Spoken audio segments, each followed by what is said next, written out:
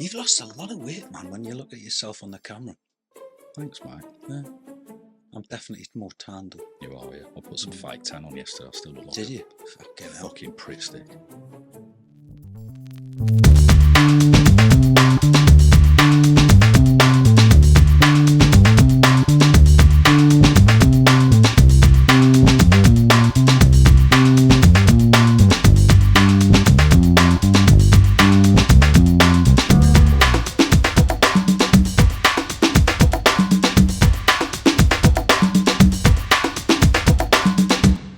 Hi everyone, welcome back to the Kit Breakdown. We are here with another new series. Today we are going to be talking about the thorny issue of counterfeit shirts. Oh my God. Craig? Yes, we are. So unveil everything you need to know about yeah, how shyster that world is. It is. We've covered this before in a previous video a couple of years ago, and I think a lot has changed since then in terms of pricing, in terms of the quality or not of the shirts that are available. So we wanted to revisit that and take a look at it. We're really thankful to Jerry at Subside Sports for providing us with the official, real, proper jerseys, and thankful to a group of people on Twitter who I won't name for legal reasons who have provided us with the counterfeit ones. The yeah, there's no way of dressing it up, is there? The counterfeit ones. So yeah, I think we just dive straight into it really and take a look, because I think the first thing to start with, Craig, is the price of proper football shirts is a big factor in what's driving the counterfeit market. So yeah, 100%. Last time you and I did a video and spoke about this, we were kind of, yeah, we can understand it, but there's all these illegal practices. I think at that point, an adult's replica shirt was about £60. Yeah. Whereas now you're looking at more like 85, which in the space of 2 years is a big jump. Yeah, absolutely. So, I mean, where's your head at as a football fan, a designer? What do you think about the pricing? Well, it's an interesting one because I was talking to one of my pals, Darren, at the weekend in Newcastle, and he's got 3 kids, all avid Newcastle United fans. Obviously, we've just got back in with Adidas. Yep. And to be fair to Adidas, they've created 3 absolutely phenomenal kits for the fans. So his kids are at an age where they want shorts, shirt, socks, right? They want the whole thing. Just like me. Yeah. So not only has he got 3 kids who all want the kits, but he's got 3 kids that want all 3 of those kits. Yeah. So you're talking an incredible amount of money, because he was saying by the time he got the badges on and all the rest of it, he's took them through to the stadium so they can experience what it's like buying it from the club shop and all that sort of stuff. So you're talking probably about 100 quid, per outfit. Yeah. By the time you got badges and name sets on and all that sort of stuff. So there's 300 quid for each child. That's just short of £1,000. Yeah. I mean, that's serious money. So it is. And is it not possible to just say no to your kids? It is possible, but have you tried that before? Me? No. Never. They just get whatever they want for an easy life. Exactly. But no, I mean, I think, and I say it in a tongue-in-cheek way. I know when I was a kid, it wasn't really an option. So a Villa shirt for me back in the 80s would have been a Christmas present. Yeah, halfway through the season. Yeah, but then obviously I'd still get 18 months out of that. Yeah. But it was always, I'd have to pick. I couldn't have a home kit and the away kit and an England shirt and whatever. I know, the external pressures are different now, but it was very clear that this is what you can get. So I do understand the pressure on the parents. Myself, it's the first time this year that I've actually bought this season's shirt for my little girl. Previously, neither were buying them in the previous seasons because they were all done by Castor. So if you wanted quality kits, it was a little bit tough for the last God knows how many seasons for both our teams, right? So yeah, and there'll be more of Castor coming up in this video, albeit perhaps where they're not expecting it. So we'll come to that shortly. But one thing that I would pick up on what you said there, though, was back in the day when you bought a kit, it would last 18 months. Yeah, that's my bugbear. Because I know for a fact that all 3 Newcastle United kits are changing next season. Yeah. So my mate's got to pay that cash Again. yet again, and I think that for me is where it's becoming the issue. It's the amount of kits that we're being exposed to. And if he's a season ticket holder for all of his kids as well, and he is, then, so you're looking there at like at least another 2,000 across 4 season tickets. No, absolutely. And then on top of that, though, Rob, and I mean, it's difficult to criticize the brands because they are producing phenomenal stuff. I mean, for me, Adidas at the minute are absolutely knocking it out the park. The training kits, all the stuff that they're doing in and around. So I don't know if you saw the game at the weekend when we beat Wolves. Sorry, Rob's mum. But basically we hammered yous. But the point that I'm trying to get to is we came out in a kind of training top when we did the kind of lineup at the beginning. And again, great looking product. But again, it's the demand from the kids for that type of stuff. So they are making it really difficult. The training product that we've got with all the magpie feathers over it is already creating a storm. Printed on rather than actual magpie feathers, I presume. No, I think it's actual magpie feathers, like bird suit. Exclusive. That's a promo one. That'd be amazing. That would be water resistant. Yeah, definitely water resistant. Fucking nightmare to wash the thing though. Jesus. Anyway, so I think the brands have got to look at that. And we've talked about it for a number of years. And if you want to stop this counterfeiting, you've got to have a good hard look at yourselves, because that's ultimately what the issue is. Yeah. Well, I think, speaking about, the counterfeiting and the quality differences, and I know last time we did a video, we looked at a bunch of shirts and some were counterfeit and some were real. And you got fooled by one of the counterfeits. It was that good. I think probably with what we've got on the table here, it's a lot more obvious as to what's real and what's not. I'll start out with a real Villa shirt. So I've done a review of this elsewhere already, obviously being a Villa fan. It's a lot darker, isn't it, than it is. And I think it's more in keeping with the heritage of the club. Really, where it wasn't proper heritage dark claret. Sorry, just throwing that out. Yeah, I mean, it's the 150th anniversary of the club this year, hence the 1874 on it. The star on the badge also denotes a European Cup win. Brilliant. Whereas obviously last time Newcastle won a trophy, Nelson Mandela got sent to prison. Yeah, but it was a great, I'm joking. So, but yeah, so it's, as I said in the review, that I did previously for the other channel, it's a good shirt. I don't know if I can justify 85 quid for it. There's a lot going on. There's 3 different materials. And that's the replica, isn't it? This is the replica, yeah. I think there's things that perhaps people take for granted when it comes to designing kits and making kits, and we talk about it a lot, is things like colour matching. And where they've got different fabrics and the colours are all the same. I mean, that is absolutely spot on. Really, it's perfect across all 3 panels.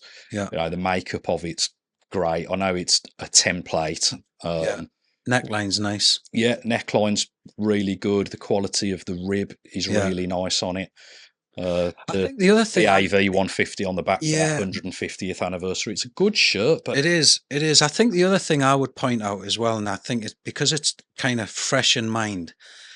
Fans always talk about, I can't believe they're charging this amount of money for this shirt. But then if you look at how they actually launched that shirt and the video that went with it, which was absolutely phenomenal, by the way. I mean, what they did for Villa, what they did for Newcastle, amazing. If you haven't seen them, watch the launch videos for our away kit and your home kit. But, we had Alan Shearer in there, you had Ozzy Osbourne, and I mean, all that stuff costs money. So you're not just paying for the shirt, you're paying for all the razzmatazz that goes around it and those launches and everything else. So, I think for me, it's hard just to say it's all down to the kit. And people, I often get asked, as I'm sure you do, what does it cost to make a kit? Oh, 85 quid. £84.50. But no, I think, and you'll see the comparisons every summer. The newspapers run it, YouTube channels run it, and they talk about, well, the fabric costs this and the badge costs that, but there's more to it than just the constituent parts. You don't go to a restaurant and say, well, I'm only paying £4 for a steak because that's what you've bought it off the butcher's for. There is all the additional stuff. Like all the sizzle. Yeah, exactly. So, like the cost of sponsoring the club, of paying for the designers, the developers, everything that goes with it, the shipping of the products around the world, it all adds up and adds cost. Yeah. But even so, nonetheless, I'm still struggling. If that didn't have a Villa badge on it, would I look at that and say it's an 85 quid t-shirt? In which case, that's what's adding the cost. Yeah. And then really it's the brands are paying the clubs for the exposure, Champions League football. But this really season. It's well, who knows what the future holds? We've won it once. But it's then that cost is being passed on to the fans, it feels like. So it's really the fans are paying for Adidas to kit out the team. So it's tricky. So bearing in mind what we've just looked at here and the quality of it, and we've talked about the cost, let's take a look at a couple of these.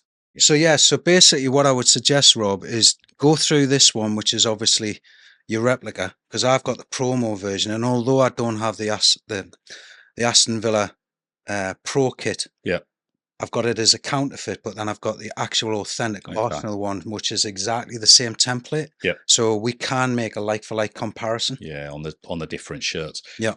Well, I mean, I know people that have bought this shirt and have said there's no difference. You can't tell the difference. And I think straight away there's a very clear difference in terms of the colour. Well, the colour's real. For a start, I think this is a lot closer to the colour that we had last season. Yeah, and the fabric's nowhere near it. Yeah. So, I mean, the fabric's fine. Yeah. But, again, compared to what you've got here for the texture, knowing what it costs, the standard of manufacture is pretty poor, to be honest, inside it. And these might be things that people don't care about when they're paying whatever these are, 17 quid or 12 quid or whatever people are paying. But I think the standard of manufacture speaks to the quality of factory that it's been made in, which then speaks to how the factory workers are being treated. Yeah, and I get that, but here's a question to you, right? So that Aston Villa kit that you've got, which is the authentic one, is going to last you a season. Yeah. And then the clubs are going to change it. So how long do you need that counterfeit Villa top to last you? I mean, I don't think it would necessarily fall apart. It's more the poor workmanship speaks to a poor factory, which then, and people care about it or don't care about it, really. There's plenty of fashion brands that have been exposed for creating product in shonky factories. I think the people say, well, I bet this comes from the same factory, and then the places that advertise it say, I bet it comes from the same factory, and it doesn't. No, there's absolutely no way. This has got the AV 150 on the back, albeit it's enormous compared to the one that's on here. And then the other thing that's interesting for this and was a real kind of deal breaker for me when I first saw the pictures of it is this one's been stitched on quite evenly, but the white outline compared to the actual shirt is massive. And I've seen ones where it's really quite skew when it's on there.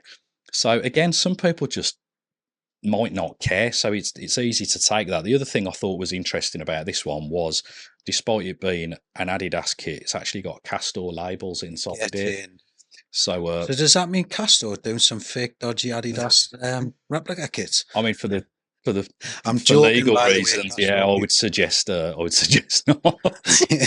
But no, I mean, I think it's interesting though that it just goes to show that this was probably planned quite far in advance, given you would expect them to get things like the AV 150 right. Yeah. So they've obviously seen the photos before it was launched, or there's been something that's made it work. It's got the 3D Champions League and UEFA Foundation. Yeah, but I would imagine logos on it. That's probably, they've probably perfected that over quite a number of years. But I think because that hasn't changed. No, totally. But I think the point for me would be that to get that put on this is another 9 quid or 7 quid if you're a season ticket holder. Yeah. So, it all adds up. So it becomes hard as somebody who works in the industry to sit honestly in front of a football fan and say, well, you just shouldn't be doing it. It's not right, because I can understand. I think that the human side of it isn't good. A lot of this is slave labour. It's made in factories with really poor working conditions, exposure to chemicals for the staff, etc. There's a reason, people say, well, if the counterfeiters can make this and sell it for 12 quid, why can't the brands do it? And there's a reason why, because, to use the restaurant analogy again, if you buy food from a nice restaurant and you buy food from, the local kebab shop that's got a 2-star hygiene rating, where are you most likely to get food poisoning? There's a reason they're differently priced. So it's a case of, are you able to look past that or not? If you can, then it's hard to justify the price difference, I guess. Yeah. But let's look at the pro shirt that you've well, I think the pro shirt's an interesting one because, again, if you look at the colours, if I'm taking your home kit is the best, the home kit replica is the example. Let's take this guy out of the way. The colour is absolutely miles off. I just moved my mic slightly. The blue's terrible. Miles off. And the blue is a country mile off. Yeah. I mean, the lad that sent me that, he ordered it and it came through to him in the post and he never even took it out of the bag. And he sent it to me and said, you can keep it. Yeah. And, I think fabric-wise, it's not a million miles away from. So if I get the Arsenal kit here, which is, the closest thing we're going to get to it, there's a good example where they've got all the... Visually, they've got the jacquard going down the side. It's not the same sort of fabric. You can definitely tell it's not, where this is really nicely done on the Arsenal kit. All the panels are in the right place. The logos, there's definitely a discrepancy between the logos on the Adidas and the Aston Villa one. So, it is quite far off the mark. But again, they've been quite clever. They've got this little detail in the back neck, albeit it's not as good as the Arsenal kit. But there's a lot of attention to detail there. If I look at the neckline where they've got the kind of mesh insert in the rib there, they've got that. Even the texture in the 3 stripes. Yeah. Is there. So it's not bad. I mean, if they'd have got the colours right, and certainly across the badge, that definitely hit the post on the badge. Hit the post. It actually, it looks like it's been in the window of a car for about 3 or 4 years. So it is hard. It is difficult. Again, I keep coming back to, how many times these kits are released. I think the clubs have created a lot more demand for replica kits. And it's interesting that they're both doing the replica kits and the promo kits. So I'm not saying it's all down to the brands, but I just think with where we are in the UK from a financial perspective, cost of living, all that sort of stuff, it is difficult to justify it. I think it comes down to personal choice at the end of the day. If you're comfortable buying fakes, then knock yourself out. Personally, I wouldn't, because we've worked in that industry, and I would much prefer to make sure that my kits are coming from ethical factories. But again, that's a personal choice. Yeah, I mean, I think the other thing I would say is, as much as we say, well, there'll be a new kit in 12 months' time, realistically, your old kit doesn't go in the bin at the end of the season. You keep it, whatever it's for, whether it's playing five-a-side or for the future. I've still got all my kits from the early to mid-90s that I used to buy as a teenager, and I've still got them all. They're all still in great condition. Yeah. And I think if I'd looked back at that now and had got, these, if we think of them, kits now are almost heirlooms, really. I mean, look at the prices some of the really vintage kits go for. I'd rather my kids be able to have all the ones that were the proper shirts from the 90s and the noughties and whatever than, just have that thing up in the loft. Well, it's interesting. I think there's another episode. Imagine 10 years from now, we're sat here with all the next kits, and then everybody's, throwing over their fake kits, and we'll just see how they've actually lasted over the test of time and all the washes and so on and so forth, and whether one smells worse than the other. And all that. I mean, it would be interesting just with the washes. I think the other thing that we don't really know about with these kits is so many substances in our industry are banned, like by, whether it's the European Union or wherever else, things that are used to dye the fabrics, the glues that are used to apply the badges. So although you can't see that, obviously we don't know if some of those banned substances that are a lot cheaper are used on these, and then you're putting them on your kids. Yeah, no, and the dye stuffs can leach through into the I'm just the kids' lymph nodes and all that stuff. Which I know it sounds like I'm kind of pushing the boat out a little bit in terms of describing it, but there's a reason all that stuff's being banned, and the safer products are more expensive to use for the fabrics and the glues, etc. Yeah, I'm certainly looking at the inside of the garments, as you probably pointed out earlier on the replica kit. It's a similar sort of deal with some of these as well. They're not as well finished off, but I've got to say, as your average fan, we're professionals at this thing, and we're geeking out over some of the details, but there's not a million miles away from some of that, so yeah, you've really got to look at the stuff to say, well, yeah, that's definitely different. I think the only thing that I have spotted is on the neckline of the Arsenal kit, they've just put like a stretch piece of elastic in the top of it, which is interesting. Whereas on the replica, there's absolutely nothing there. It's just, sorry, on the counterfeit, not the replica. Sorry, kids. On the counterfeit, it's just been turned and overlocked. Yeah. Which, again, if I do shit like that, then you can see that it's not going to last. Whereas this one just isn't. Yeah. So the quality of that one is far superior to the counterfeit one. Yeah. But yeah. Interesting. Definitely. See what everybody's got to say about it then, eh? Yeah, absolutely. Well, we'd love to hear your views on it all. It's a hot topic. It was last time we did it. I think my point of view remains the same, as I can't justify the prices, but I can't justify buying counterfeit product wherever it's from, because ethically, morally, it just isn't right. Yeah. And it's, unfortunately, I think it's one of those where if you can only afford one shirt, well, then you can only afford one shirt. And it's harsh to say, as somebody certainly with my political beliefs and opinions, but that's just the reality of it. And so I just can't condone the buying of fake shirts ever. Yeah. And I guess my point of view is probably similar, but then I think the reason we're sat here discussing this is the root cause of too much consumption of product and too many kits being put out there. And until that's addressed, I think, counterfeits are going to be around for a long, long time. Yeah. And it's not just in the football industry. I mean, look at everything, whether it's handbags, wallets, belts, all that sort of stuff, the luxury end of the market is getting really hit hard with this now as well. Rolex watches, the whole thing.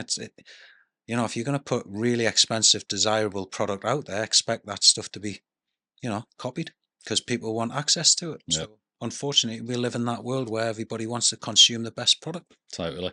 Well, if you want the best product, particularly when it comes to football shirts, I would recommend going to Subside Sports.